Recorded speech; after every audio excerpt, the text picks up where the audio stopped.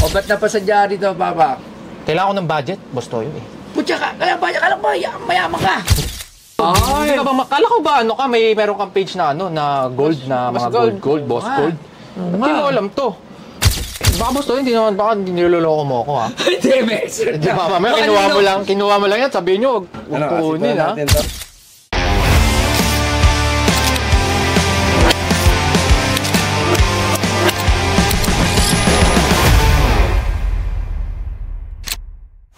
Sino next?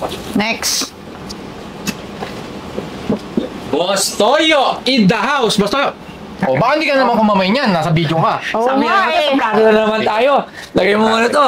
Kilala mo ba to, Labs? Oh, natatanda ko yung pagmumukha niya. Bakit? Ayan yung nagsabi na hindi ka namamansin yung birthday mo, tapos ang daming views, binash ka, wala ka daw. Pero bumawi naman eh, bumawi. Tapos galit na galit ako sa'yo, sabi ko, sino ba yung ano yan? Kapatid dyan ni Rendon. Mabait po talaga ako sa personal. Si Haring Bangis, ayan. Nakakatawa yung mga content niya. Oo nga, napapanood ko. O ba't napasadya dito, Papa? Kailangan ko ng budget, Boss Toyo eh. Putya ka, kaya ba lang ba? Mayaman ka. Hindi, meron ako kasi pinapatay yung bahay ngayon. Oo. Eh, kailangan ko talaga kulang na lang ako ng ano eh, ng 500K eh. 500K? 500. So yung dala niya 500K. Ano ba? 500K. Sige. Ano yan ba to? Gold to, Boss Toyo.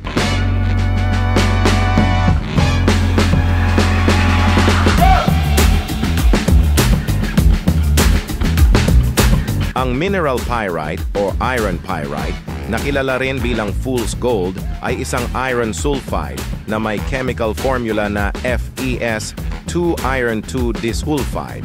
Pyrite ay ang pinakamasaganang sulfide mineral. Ang metallic luster ng pyrite at maputlang brass yellow na kulay ay nagbibigay ito ng mababaw na pagkakahawig sa ginto. Kaya ang kilalang palayaw ng fool's gold. Ang kulay ay humantong din sa mga palayaw na brass, Brazil at Brazil na pangunahing ginagamit upang sumangguni sa pyrite na matatagpuan sa karbon. Ang pangalang pyrite ay nagmula sa Greek na bato o mineral na pumapatay ng apoy mula sa apoy.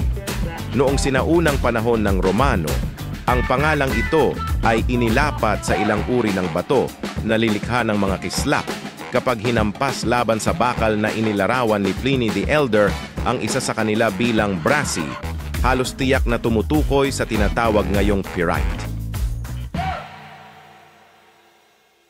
Gold to, Boss Toyo. Hindi ka ba kala ko ba ano ka, meron kang page na ano, na gold, na mga gold, Boss Gold. Hindi mo alam to. Ayun o, hinukay ang galing sa lolo ko yan, marami kami yan. Tinan nga natin yung ano dyan. Kung makikita mo kasi dito, Boss Toyo, parang pangkaraniwan lang, di ba? Oh, bato. Pero deep inside, ginto yan. Saan mo naman nakuha yan? Minana ko sa lolo ko, marami kami yan eh. Senti, nasing panilit. Ito. Tingnan natin, ha? Di ba nandyan yung lag? Okay na. Ano, legit, no? Marunong ka ba tumingin, Boss Toyo? Minamalit. Hindi. Kamali talaga. Hindi, kasi ano na yan eh, parang matindi talaga yan. Mas matindi pa sa 24 karat yan.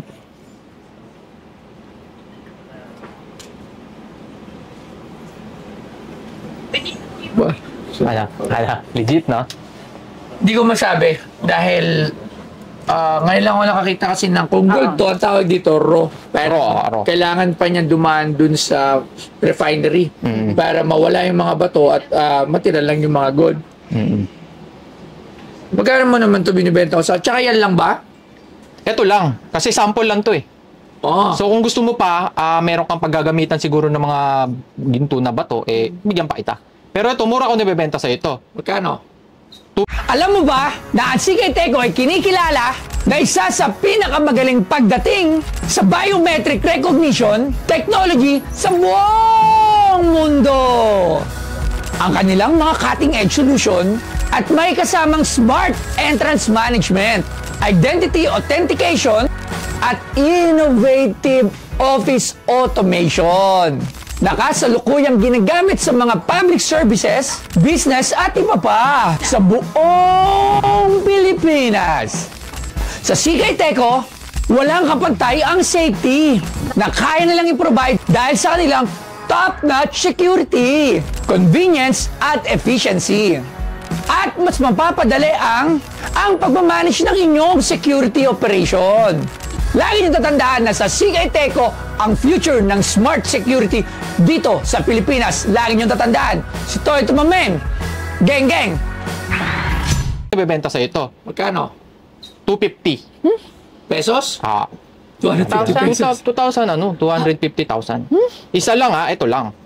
So kalahati, dalawa. Pag dalawa, 500. Grabe yung ganyan na, para sa 250,000. Hindi kasi ano to parang kumbaga galing sa ano to matagal na talaga Kumbaga antique. Antigo na yan So titingnan natin kung ginto to. Tatawag tayo ng expert. Tatawa na ako. Hindi. Dude, ang mahal na wala ginto. 500,000 na dalawa. Oo, pag tinigban mo yan, ilan yan? Hindi kasi Gramo. alam natin yung ginto, medyo ano lang yan di ba? Parang per gramo ang ano yan, medyo kaya pa Pero ito kasi may history to. Yung mga Kastila kasi di ba? Nagbaon yan sa ano natin, Pilipinas Diba sa ano, sa mga Kastila, nagbaon yan. Treasure. Kaya hindi mo mababayaran yan. Buti nga, binenta ko, kailangan ko lang. Kung hindi ko lang kailangan talaga, hindi ko bebenta yan. Hindi lang kain yan, diet yan. Diet ba? Latanong ko nakakagana daw. Hindi, baka lang Hindi. nagutom ka Hindi kasi, Kastila, makahanap ka ba Kastila ngayon dito? Wala na yan. Okay, hindi ko sure kung gold talaga to. So, tawagin natin ang ating mga expert. Si Sir Arman tsaka si Sir Angelo para masuri natin itong mga gamit natin dito. Ayun. Si Daddy! Hoy. Hello. Yun, no? Si Daddy to, Hello po. Yan na. Ito naman, Sige po. Tignan nyo nga. Ginto daw Madaldala ka pa libro, Madaldala ka pa. Yan. Ha? Yung secret weapon ko. Meron tayo Handa kami! Grabe. Nakita mo, ready kami. Malalaman natin kung Meron tayong totoong magnet. ginto yan, Ayan. Ay, yung taray ni Parang Daddy. kinakabahan si Joey. Masaya nga ako kasi andito yung mga legit na magtitingin Hindi malalaman nila. Ayan dumidikit magnet. Magnetic. Oh. ano ibig Ano sabihin? tinitingnan nyo? Kung Kung gold siya o gold. hindi. Oo. Well, magnetic Oo. Ano Diba? ibig sabihin ng magnetic? Magnetic is hindi sa gold. Hindi good! Mas ganun din sa gold. Pag Ay, Pero may naka-embed yung gold. Hindi, may pero. Yun yung titingnan natin. Sige, titingnan natin. Usually, yung gold, raw siya, may mga kasamang different mineral. Yung texture ng gold, wala siyang mga corner o kaya tawag dito yung itsura niya, hindi kagaya nito na parang may mga corners kagaya ng square.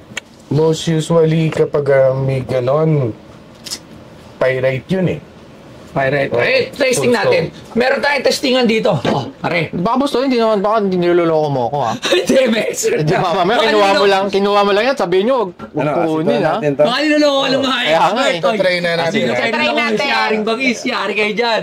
Close up nito. Pwede nyo ba ito i-close up yung pagtetest? Kita ba? Dito lang. I-close up na. Dito po natin nilagay yung Ito sa gitna tayo para malaman natin. Kuya, paingatan na lang kasi gold talaga yan Kaya para Well, kung gold yan, hindi malulusaw dapat. Ano hindi? Asido yan? Asido? Acid. Nitric. Ganyan din ginagawa sa Anong malulusaw? Paano malulusaw yan? Tibay niyan. Ito mo yung effect niya, Ano? nabura na. Wala yung kulay. Ay, tinula na yung gold, tapos naging red na. Okay, tamo. Buhangin lang pala yun. Ano? Baka iba pa testing. Ikaw naman mag-test Oo, nga. baka- Kaskas mo naman dito. Kasi mo naman dito sa... Hindi, feeling ko parang na-sprayan lang yan ng gold Testing. Sige. Isa pa ulit, Usually, yung Ay, sila. kinakaskas dito, yung jewelry na talaga, hindi bato. Hindi, pero kung test meron, Oo, na natin. parang sisirain nyo yung bato ko Okay lang ba yan? Baka Ba, ikaw. 500. Hindi natin matetest. Test natin. So usually, pag in-scratch mo siya, sakit sa ngipin. Walang ginto. Wala Walang ginto. Ganyan yun sa ginto. ba't ganun? Pag in-scratch mo to, kahit yung white gold, Oo, totoo. pag ginanon mo yan, Dilaw Ako yun. to. I-try na. Sa ano kasi, parang binibenta ko sa pawn shop yan. Binabarat ako eh. Magkano? Pinukuha 50K. Ano? 50K. Di ako Sabi ko, ayoko. Kay Boss Toyo to, sabi ko, sigurado yung kukunin niya. Walang ginto. Wala. Hindi ko letete siguro yan. Ha? Hindi, ano pang testing? Ay, kasi sa lolo ko yan eh. Parang feeling ko nasa loob eh. Sa loob? Hindi, ano lang to, parang sprayan lang, tapos nilagyan ng glitters. Hindi. Ibang, Hindi, ah. tingin ko ibang mineral. Diba? Hindi. Tingin ko pyrite yan. Pyrite. Parang Pyrite. sila lupi. Yung pyrite kasi, it's a fool's gold na pwede siyang composed of iron and copper. Kaya nagkaroon siya ng effect na parang gold texture. Yun yung mahal. Hindi. May wala. Walang presyo, pre. Wala. Okay, maraming salamat sa Thank ating you pa. mga expert. Paano kaya yan? Ito lang. So, okay, kita mo, kompleto kami. Pinagandaan namin. Di ba? Paano? Napakaganda nitong episode. Ano to? Ha? Basta yun, hindi mo na kukunin yan? Magkano yung offer niya? 500. 500,000. 1 peso. Masyadong mababa. Everything. Alam mo, pwede naman to. Papalagyan ko siya ng frame. Oo, maganda yan. Oo, tapos ilalagay ko dun. Pangalan. Binenta ni Haring Bangis. Hindi, kasi ano yan eh. Parang may sentimental value kasi yan. Anong sentiment? Antique na yan eh. Kastila pa yan. 10 pesos. Bato lang yan, Dre. Hindi. Bato lang yan. Oh, Huwag mo kasing tingnan yung bato lang eh. ano? Sa panahon pa ng Kastila yan eh. O bato ng Kastila. Bago pa si Rizal, mamatay. Andyan na yan. Oh, ayaw mo pa. Paano mo nalaman na bago mamatay? Sabi ng lolo ko eh. Eh, lolo ko patay na rin. Di ko na matanong masyado. 15. 10K? 15 pesos. Hindi na. Tapos sa Hindi na. Sayang. Ayoko. Di mo na bibenta? Hindi na lang. Huwag na lang. Doon lang sa pawn shop, 50K daw eh. 50K dun eh. Oh, siya yung 15. Doon na lang. Wala pa pamasahe ko eh. Nag-jeep lang ako eh. Ano? Dugi pa ako. Kala ko naman. Kala ko big time kay kaya dinala ko dito eh. Hindi nakita mo nakakalawang na. Oh, ayun na lumabas na yung kalawang. Hindi, yan kasi yung binabayaran mo dyan. Rusty. Ngayon, Rusty naman. Oo. Parasti pa. Iba rin talaga magpaliwanag. Oo nga. Nan-trip lang ata ito eh. Siya rin bangis eh. Akala ko talaga gold. Hindi. Tingin ko pa lang una eh. Hindi kasi hindi pa tayo nakakakita. Hindi pa kayo nakakita ng ganyan. So, siguro last 400. Oh, take it or leave it na lang tayo. 400 pesos? 400K. Putik. Take it or leave it. Kasi, Akala ko pa masahe na Relax. maawa pa ako eh. hindi, pero kung hindi naman sa inyo okay yung mga pang Kastila kasi kalaban natin dati yon, huwag nyo na lang kunin. Siyempre, respeto rin sa lolo ko eh.